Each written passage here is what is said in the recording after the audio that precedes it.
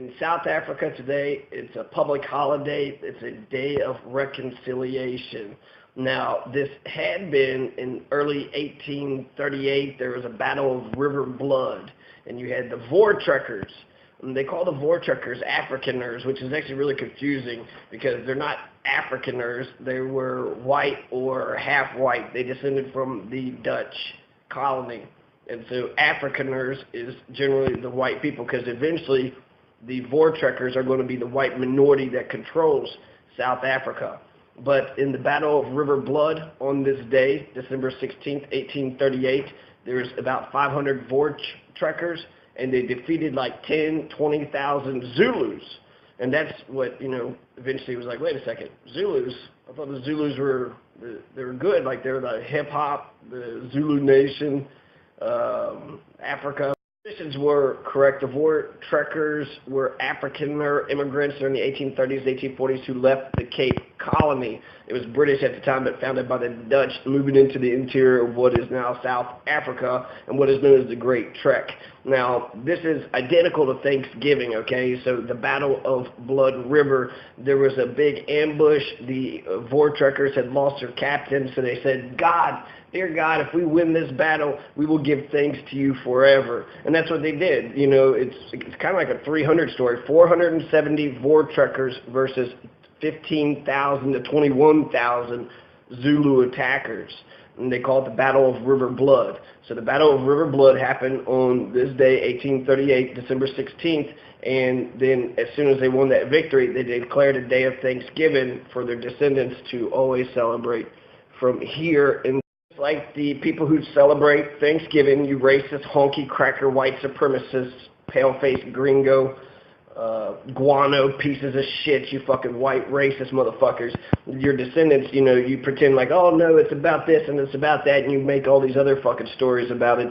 But that's what they did. They said, oh, wait a second, the Zulu leader, he was actually an usurper. He had actually killed his brother, so he wasn't the real king. And then they say, well, the whites, they really weren't the whites. They were like broken off from the Dutch colony, so they were wanderers.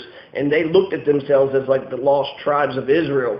So very much just like the pilgrims, ordained by God to go do this great thing. They have the Christian religion. They were, God's chosen people, so therefore their victory, they are superior, right? They're morally superior. They're civilized. And there is a racist connotation to it. And there was no bigger day of racial tension in South.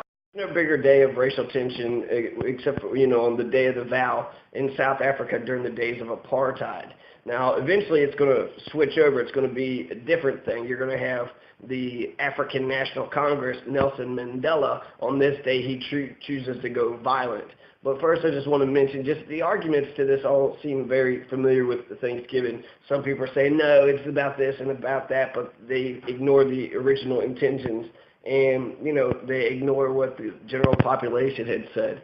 So, God confirmed that rule of whites over blacks, therefore it justified the Boer project of acquiring land. They were in Zulu land territory. They were taking the Zulu people's land. In post-apartheid South Africa, the holiday is often criticized as a racist holiday, which celebrates the success of the Boer expansion, the Voortrekkers over the black natives. And that's absolutely true. Fast forward to today, there was the Sharpeville Massacre, March 21st, 1960, and this is when the South African Congress, or the ANC, the African National Congress, they go ahead and vote and say, look, we can't do nonviolent protest anymore. They are just wiping us out. At the Sharps, they did the vote to go violent on this day, and then there was a bunch of acts of sabotage. But the Sharpeville Massacre, it was March 21st, 1960, at a police station in the South African township of Sharpeville in Transvaal, today part of Gauteng. After a day of demonstrations against the pass laws, a crowd of about 7,000 black African protesters went to the police station. The South African police opened fire on the crowd, killing 69 people. So, once they see that they're willing to murder peaceful demonstrators, so the African National Congress, the ANC, which was co-founded by Nelson Mandela, in the wake of Sharpeville Massacre, decided to arm up. They developed a military wing, and they called it the Umkhonto we Sezwe, abbreviated as MK, and it's Zulu for Spear of the Nation. So they organized Spear of the Nation, and then on this day they attacked. And so this is the black people attacking the white minority who were controlling everything in South Africa. And there's a whole bunch of attacks that had happened on this day. So on December 16th, 1961, the Spear of the Nation, the MK, the military wing of the ANC, announced its existence by launching its first acts of sabotage. On that date, several acts of sabotage were committed through bomb blast against government structures in Johannesburg, Port Elizabeth, and Durban. For instance, in the Eastern Cape, an electrical substation was blown up in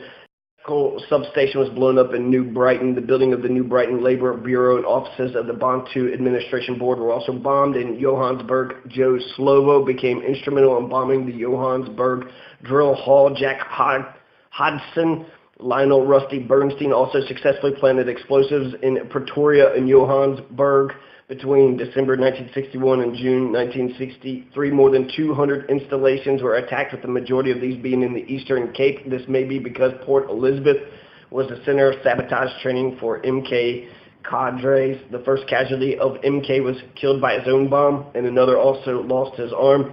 So sabotage is blowing up property. It's not hurting people. It's not terrorism. It's not revolution. Just sabotage. And this is Nelson Mandela, the great Nelson Mandela. If you go to his violent, this also makes me think of Jose Mujica Pepe, the president of Uruguay. The Spear of the Nation eventually on August 1st, 1990, so almost 30 years after it had been formed, suspended the armed struggles negotiations for a democratic South Africa.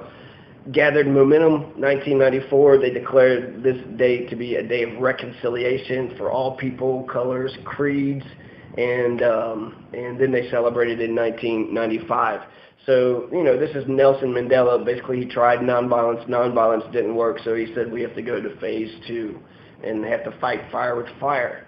And don't forget, Ronald Reagan was very much against Nelson Mandela. He fought Nelson Mandela every step of the way. And he also, bombed Grenada, declared Thanksgiving there. So the similarities, when you read this, there's no way you could read this and be like, oh yeah, the Boers, the Voortrekkers, they were totally legit in stealing other people's land. Ronald Reagan, he was giving bombs and guns and stuff to bin Laden so he could jihad, right, to radicalize the Muslims to go against Russia. That was Ronald Reagan. Ronald Reagan was also the one who funneled arms through Israel and went into the South, the African government, so that way they could just try to wipe the African National Congress out, the ANC. Nelson Mandela, he was a terrorist. They designated Nelson Mandela a terrorist. So the day is also the de facto start of the 16-day South African summer holiday period. It is the first of 4 public holidays observed at the height of summer in the Southern Hemisphere, along with Christmas Day, Day of Goodwill, and New Year's Day. Many small businesses close down and employees go on leave over this period. So 16 days for South Africans. It's a holiday. We can at least understand what's going on. Day of Goodwill.